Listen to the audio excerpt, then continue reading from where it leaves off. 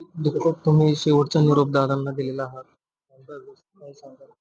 नाही, खरोखर एक फार मोठी पोकळी ही जाणवते. म्हणजे ही वैयक्तिक आयुष्यातली असेल, ही राजकीय क्षितिजावरची असेल आणि विशेषतः ज्या गोष्टी घडू पाहत होत्या म्हणजे विशेष खूप तुम्ही पत्रकार बांधवांनी प्रश्न विचारले होते की अ, पिंपरी चिंचवड महानगरपालिका, पुणे महानगरपालिका, त्यानंतर जिल्हा परिषदा आणि लवकरच या संदर्भामध्ये पुढची पावलं टाकण्याचा हा खरं तर दादांचा विचार होता. आणि दादांच्या जाण्यानंतर एक फार मोठी व्हॅक्यूम ही अशी तयार झाली आहे आणि एक हक्काचा माणूस गेल्याची भावना ही प्रत्येक मराठी माणसाची आहे, प्रत्येक तरुणाची आहे.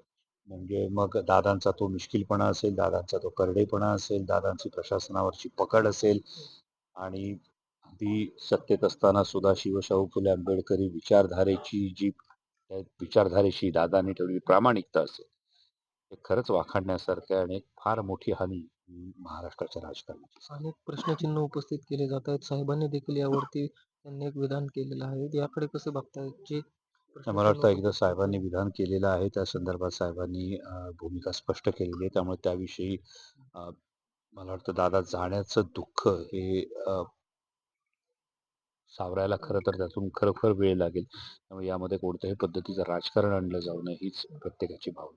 बारामतीत आता एक वेगळं वातावरण झालेलं आहे, की आता जो विकासाचा महामेरू दादांनी केलेला आहे, तो आता पुढे जाणार नाही, असं देखील बारामतीकरांच्या मनात येत आहे. दादांच्या जाण्याने ही नक्कीच हानी झालेली आहे, पण असं नेतृत्व एक फार मोठी पायाभरणी करून जातं आणि त्यामुळे मला वाटतं दादांच्या विचारावर सगळे कार्यकर्ते हे नक्कीच नेटानं त्या दृष्टीनं पावलं टाकत राहतील आणि जे काही दादांचं स्वप्न आहे, जी काही दादांची इच्छा होती, कारण दादा जेव्हाही इतर शहरांमध्ये जेव्हा असायचे तेव्हा अभिमानानं बारामतीचा उल्लेख करायचे आणि त्या विचारावर हे कार्यकर्ते सगळे यापुढे वाटचाल करतील असा विश्वास आहे. आता ही घडलेली घटना आहे. आता या अतिशय दुर्दैवी घटना आहे. आता कुठेतरी पक्ष एकत्र आला पाहिजे किंवा संपूर्ण कुटुंब ते एकत्र आहे, पण पक्ष एकत्र येऊन आता कुठेतरी भूमिका घेतली पाहिजे असं वाटत नाही. या दृष्टीने खरं तर ही दादांची इच्छा होती. म्हणजे मी आज पहिल्यांदा आपल्या समोर ही गोष्ट सांगतोय, कारण पुणे महानगरपालिकेची निवडणूक असेल, पिंपरी चिंचवड महानगरपालिकेची निवडणूक असेल, जिल्हा परिषदेची निवडणूक असेल,